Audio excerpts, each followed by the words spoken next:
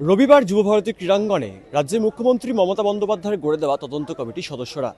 সেই তদন্ত কমিটির সদস্যদের মধ্যেই রয়েছেন অবসরপ্রাপ্ত বিচারপতি অসীম কুমার রায়, রয়েছেন মুখ্য সচিব মনোজ পান থেকে স্বরাষ্ট্র সচিব নন্দিনী চক্রবর্তীও। গোটা মাঠ পরিদর্শন করে তারা এবং ভিডিওগ্রাফিও করা হয় গোটা মাঠের।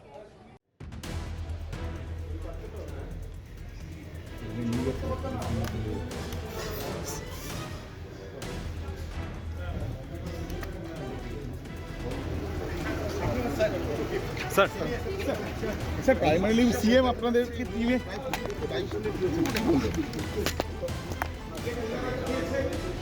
এবং সরাসরি আমরা দেখছি ডান দিকে যে মিটিং রুম রয়েছে সেদিকে তারা এগিয়ে যাচ্ছেন।